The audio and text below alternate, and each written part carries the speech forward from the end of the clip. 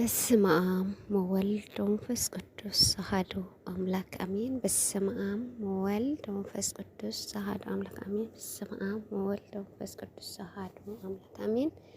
ሰላም እግዚአብሔር ምስ ኩልኻትኩም ይኹን። ከመይ ሓዲራትኩም? ደህና ዲኹም? ኣነ ደህና እግዚአብሔር አምላክ ዝተመስገነ ይኹን። ሰላም ሰላም፣ እንዴት አድራችሁ? እንዴት ናችሁ? ሰላም ናችሁ? እኔ ደህና ነኝ። እናንተስ እንዴት ናችሁ? በያላችሁ ሰላማችሁ ያብዛልኝ። Good morning, how are you all family, my brother and my sister, welcome, thank you so much. ናይ ቅዱስ አማላድነት ጽሑፍ ከነበብዬ ካብ መጀመርታ እስካብ መጨረሻ ምሳይ ጽንሑኒ።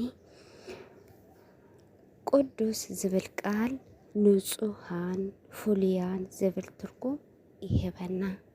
እዚ ቃል እዚ ናይ እግዚአብሔር ናይ ባህሪ መግለጺ እዩ። እግዚአብሔር በባህሩ ቅዱስ ስለዝኾነ ቅዱስ ዝብል ቃል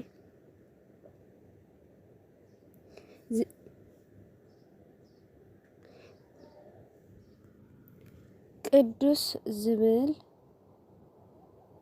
ቃል ነቶም በባህሪ ቅዱስ ዝኾነ አምላኽ ዝገልጽ መላእኽቲ ህያውያን ወይ ከዓ ልውሃት ሰባት ዝወሃብ እዩ። ንመላእኽቲ ቅዱስ ንብሎም ምክንያቱ በቅድስና ብንጽህና ነቲ ቅዱስ አምላኽ ስለ ዘገልግሉ ኣብዚ ማዕረግ ናይ መላእኽቲ ዝበጽሑ ለሐዋርያት ህያውያን ሰባት እውን በዚ ናይ ቅድስና ሽም ይጽውዑ እዮም። በዓሉ እግዚአብሔር እውን ኣነ ቅዱስ እየ እሞ ቅዱስ ኩን ይብለና። ዘለዋውያን ምዕራፍ 19 ቁጽር 2፣ ቀዳማይ ጴጥሮስ ምዕራፍ 1 ካብ 15 እስካብ 6። ነቢይ፣ ሐዋርያት፣ ጻድቃናት፣ ሰማዕታት ኩሎም ነቲ ቅዱስ አምላኽ ከበል ህይወቶም መስዋዕቲ ገይሮም ስለ ዝሃቡና ንሽሙ ስለ ዘመስከሩን ተጋድሎኦምን ብትሩፈቶምን ናይ ቅድስና ናይ ብጽዕና ማዕረግ ተዋሂቦም እዮም። ጎይታና አምላኽና መድኃኒና ኢየሱስ ክርስቶስ ባዕሉ በቲ ሓቂ ቀደሶም ቃልካ ሓቂ እዩ ይብል። ዮሐንስ ምዕራፍ 17 ቁጽሪ 17።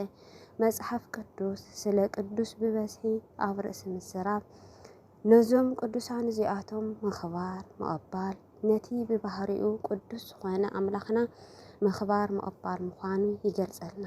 ወንጌል ማቴዎስ ምዕራፍ 10 ቁጽሪ 40፣ ወንጌል ሉቃስ ምዕራፍ 10 ቁጽሪ 16 ንመልከት። ንቅዱስ ዘኽበረ ባዕሉ እግዚአብሔር እዩ። ንሱ ዝኸበሮ ከዓ ማንም ክንዕኦ ኣይኽእልን እዩ። መጽሐፍ ቅዱስ ንቅዱሳን ኣብ ቅድሚ እግዚአብሔር ዘለዎም ተሰማዕነት ብዝተፈላለየ መልእኽቲ ይገልጽ። እዚ ሓድሽ እዩ፣ እዚ ከዓ ብብሉይ ኪዳን እዩ ንብሎ ዘይኮነ ኣብ ዝኾነ ኪዳን ጎይታና ዘኽብሮ ብዘይ ዕጽፊ ቃሉ ክንርኢ ይግባአና። ኣነ ቅዱስ እየ እሞ ቅዱስ ኩኑ ዝበለ አምላኽና ንነፍሲ ወከፍና ናፍቲ ናይ ቅድስና ክብሪ ጸዊዕና እዩ። እዚ ክብል ከለና ግና ከምቲ ገለገለ ሰባት ዝብልዎ ከም ዝሓስውን ካልኦትን እንታይ ክገብሩልና ንሕና እውን ቅዱስ ኢና ብምባል ዘይኮነ ነፍሲ ወከፎም ዝተጸውዕናሉ ንጽቡቕ ስራሕ ስለ ዝኾነ ኣብቲ ዝተጸዋዕናሉ ቦታ ኣለና ዶ ዝብል ሕቶ ክንምልስ ክንክእል ይግባአና። ብዝኾነ ግና ስለ ቅዱስ እዚ ካብ በልና እስከ መጽሐፍ ቅዱስ መወከሲ ብምግባር ስለ ኩሎም ቅዱሳን ስርሖም አማላድነቶም ክንርኢ አምላክ ቅዱስ ምስጢሩን ጥበቡን ይግለጸልና። አሜን። ይቅርታ፣ አማላድነቶም ምምላድ ማለት ሓደ ስለ ካሊእ ዝገብሮ ልመና ጸሎት እዩ። ዝማልድ ዝለመነን እግዚአብሔር ክኸውን ከሎ ዘማልዱ ዝጽልዩ ከዓ ቅዱሳን እዮም። ልመና ወይ ከዓ ምምላድ ዘድልየሉ ምክንያት እግዚአብሔር ካብ ናይ ሓጢአት ጸሎት ናይ ጻዲቅ ጸሎትን ብዝበለጸ ኣብ ቅድሚኡ ክቕበሉ ተፈጺሞም ብምዃኑ እዩ። ንኣብነት ኣብ መዝሙር ዳዊት ምዕራፍ 34 ቁጽሪ 5 ኣእዛን እግዚአብሔር ናብ ጻድቃን ኣእዛኑ ከዓ ናብ ኣብያት እየን። ናይ ሓጢአት መስዋዕቲ እግዚአብሔር ይፍንፍን እዩ እሞ ጻድቃን ጸሎት ግን ኣብ ቅድሚኡ ቅቡል እዩ።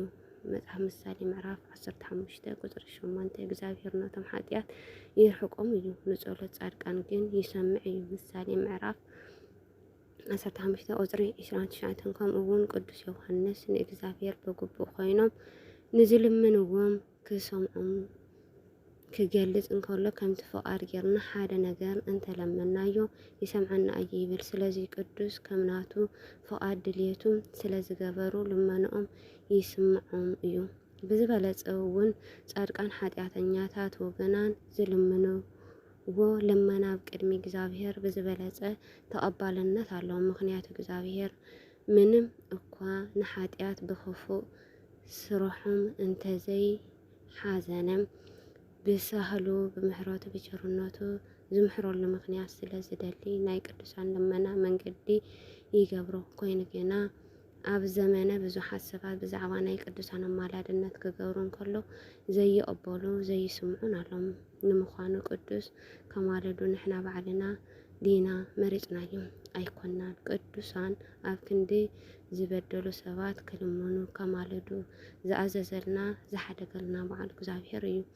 እስከ በመጽሐፍ ቅዱስ መሰረት ኣማላድነቶም ንረአዮም ኣብ ኦሪት ዘፍጥረት ምዕራፍ 20 ካብ 1 እስካብ 7 ኣቦ ብዙሓት አብርሃም ናብ ጌራ ተሰዲዱ ኣብ ዝነበረሉ ግዜ ናይቲ ሃገር ንጉስ ንሰበይቱ ንሳራ ኣሕዲግዎ ነይሩ። ኮይኑ ግና እግዚአብሔር ለይቲ ብሕልሚ ሰበይቱ ክመልሰሉ ድሕሪ ምእዛዙ ነቢይ እዩ እሞ ምእንቲ ክትድሕን ከዓ ንሱ ይጸልየልካ ብምባል በዓሉ እግዚአብሔር ንኣቤሜሌክ ንስኻ በቐጥታ ናባይ ለምን ሰበይቱ ግና እዮም እሞ ምእንታኻ ይጸልዩ ዝበሎ ንምንታይ እዩ? ከምኡውን ንኢዮብ ክርእይዎ ዝመፁ 3 ዓረኽቱ ብዛዕባ ከምቲ ኢዮብ ባርያና ዝገበረ ጌርኩም ቁኑዕ ስለ ዘይተዛረብኩም ኣባኸም ኣብ ክልቲኦም ማሓዙትካ ክራይ ተቓጺሉ እዩ።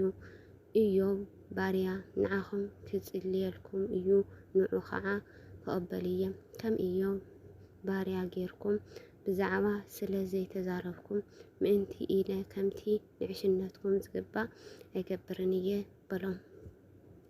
ኣብዚ እግዚአብሔር ነዞም ሰባት እዚ ባዕሊ ተገሊጹ እንዳ ኣዛራረቦም ከሎ በቐጥታ ናባይ ጸልዩ ይቕረ ክብለልኩም እየ ኣይበሎም። እንታይ ደኣ ነቲ ተፈቲኑ ዝወፀ ከም ወርቂ ዝተፈተነ ፈታዊ ኢዮብ ክብሩ ንክገልጽ ምእንትኦም ክጽሊ ናብኡ ክኸዱ ከዓ ኣዘዞም። በዚ መሰረት ከዓ ኢዮብ ስለ 3 ዓረኽቱ ዝለመኖ ዝጸለዮ ጸሎት እግዚአብሔር ተቐበሎም። መጽሓፍ ኢዮብ ምዕራፍ 42 ካብ 7 እስካብ 10 ቅዱስ ጳውሎስ እውን ኣማላድነት ናይ ቅዱሳን ስራሕቲ ምዃን ብምግላጽ ክዛረብ ከሎ ኣባና ከዓ ናይ ምትዕራቅ ቃል ገበረ። ስለዚ እግዚአብሔር በኣና ከም ዝለመነ ስለ ክርስቶስ መልእክተኛታት ኢና ይብል። ካልኣይ ቆሮንቶስ ምዕራፍ 5 ካብ 19 እስካብ 20 እግዚአብሔር ንቅዱስ ይፈቱ። ስለዚ ክልሙኑ ኣብኦም ምምላድ ጸጋን ቃልን ገበረ። ስለዚ ምምላድ ባዕሉ እግዚአብሔር ዝገበሮ መንገዲ እዩ። ኣማላድነት ናይ እግዚአብሔር ናይ ጸጋ ህይወት እዩ። ምክንያቱ ብስነ ምግባሮም ዝደኸሙ ጸሎቶም ከምናቶም ፍቃድ ዘይኮነ ተነሳህቲ ኃጢአት ናቱ ፍቃድ ብዝፈለጡ ብፍጹም ብምግባር ብፍቱን ብዛዕበየ ጻድቃን ንኽንርድኦ ምግባር ናይ ልውህነት መግለጺ እዩ። ስለዚ ምምላድ ናይ እግዚአብሔር ፈታሕትነት ፈራድነት ዝጻረ ዝቃወም ዘይኮነ ስለዋህነቱ ዝገልጽ እዩ። ካብቲ ናይ ኣብነት ርህራሄኡ ዝለዓለ ኩሎም ከምቶም ጻድቃናት ፈተውቱ ዘይኮኑ ከይበለ ብናይ ጻድቃን ጸሎት ኃጢአት ክጥቀሙ ገበረ። ነዚ መሰረት ከም ዝግበር እያ ሐዋርያት ቤተ ክርስቲያን ንጻድቃን ከማለድዋ ኣእዳዋ ትዝርግሕ። ናይ ቅዱሳን ኣማላድነት ካብ መጽሓፍ ቅዱስ እዞም ዝጠቐስናዮ ጥራይ ዘይኮኑስ ከምኡውን እዚ ስልጣን እዚ ከም ዝተውሃቡ ስለ ዝፈለጡ ስለ ዝተውሃቡ ከም ዝገለጽናዮ እግዚአብሔር ከም ዝሰማዕናዮን ይንገረልና። ኣብ ኦሪት ዘፍጥረት ምዕራፍ 18 ቁጽሪ 22 እግዚአብሔር ንኣብርሃም ስለ ሰነዶም ጎሞራ ጥፍኣት ኣብ ዝነበረሉ ግዜ ክንምሕሮም ደጋጊሙ ለመነ። አብርሃም ግና ኣብ ቅድሚ እግዚአብሔር ደው ኢሉ ነበረ ይብል። እዚ ዘርአየና ንእግዚአብሔር ቅድሚ ድሕሪትን ሃልይዎ ዘይኮነስ አብርሃም ናይ እግዚአብሔር ምሕረት ይልምን ከም ዝነበረ እዩ። አብርሃም ንእግዚአብሔር ክልምን እንከሎ እንታይ አእተወካ ኣብ ናይ ፍርዲ ተኣቲ ኣይብሎ እኳ ደኣ ልመንኡ ተቐቢሉ ስለ ሶዶም ጠፍኣት ኣብ ውሽጢ 50 ጻድቃናት እንተሃለዉ ኣይትምሕርን ዶ ኢሉ ኣብ ዝለመነሉ ጊዜ እግዚአብሔር እንድሕር ሃልዮሙስ ምእንትኦም ክምሕራ እየበሎም። ነገር ግን ኣብ ሰነዶ እኳ 10 እውን ስለ ዘይተረኸቡ ጥፍኣት ንሰዶም ጎሞራ ጥፍኣት ምክንያት ሓጢኣቶም እኳ እንተኾነ ኣፍታ ከተማ 10 ጻድቃናት እንተዝህልው ነይሮም እግዚአብሔር ስለ እዞም 10 ጻድቃናት ከምሕራ ከምዚ ሰሓበ ባዕሉ ብዘይጠፍእ ቃሉ ስለቶም 10 ኣይጥፋኣን እዩ ከም ዝበሎ ንርኢ ኮይኑ ግን እዞም 10 ጻድቃናት ስለ ዘይተረኸቡ እታ ከተማ ጠፊኣ ብናይ አብርሃም ጸሎት ብናይ 10 ጻድቃናት ምህላው እውን ኣብ ሰነዶም ዝነበሩ ሓጢኣት ከመሓሩ ካብ ገበረ ሓሳብ እግዚአብሔር ስለ ጻድቅ ክብል ሓጢኣት ከም ዝምሕር ብግልፂ ኣቐሚጥዎ ንርኢ። ካልኦት እውን ሙሴ ካብ ደብረ ሲና 10 ትእዛዛት ዝተጻሕፈሉ ጽላት ሒዙ ናብ ህዝቡ ኣብ ዝተመላለሰሉ እዋን እስራኤላውያን ኣምልኾ ጣዖት ስለ ዝጀመሩ እግዚአብሔር ተቆጢዑ ሕጂ ኩራ ኣብ ኦም ክነድድ ኦም ክውድኦም ሕደገኒ ንዓኻ ድማ ዓብይ ህዝቢ ክገብረካ እየበሎ። ሙሴ ከዓ ኣብ ቅድሚ ኣምላኹ ጸለየ ካፍቲ ነዳዲ ኩራ ደኣ ተመለስ ካፍቲ ንህዝብኻ እትገብሮ ዝሓሰብካዮ ክፉእ ድማ ተጣዓስ በሎ። እግዚአብሔር እዚ ኩርኡ ነዲኡ ጥፍኡ ዝሓሰበ ናይ ሙሴ ኣማላድነት ተቐቢሉ እግዚአብሔር ድማ ካፍቲ ንህዝቢ ዝገበሮ ኢሉ ተዛሪብዎ ዝነበረ ክፉእ ተጣዓሰ ይብለና። ዘጸአት ምዕራፍ 32 ካብ 10 እስካብ 14 ዘሎ ንመልከት።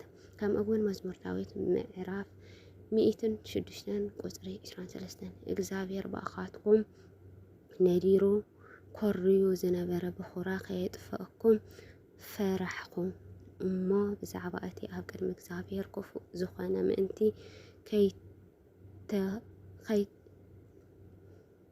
ከይተኸርይዎ ዝገበርክዎ ኩሉ ሓጢኣት ከምቲ ቀዳማይ እንጀራ ከይበልዓኹ ማይ ከይሰተኹ 40 መዓልቲ ለይቲ ኣብ ቅድሚ እግዚአብሔር ተዳፋእኹም በታ ጊዜ እቲ እውን እግዚአብሔር ሰምዐን።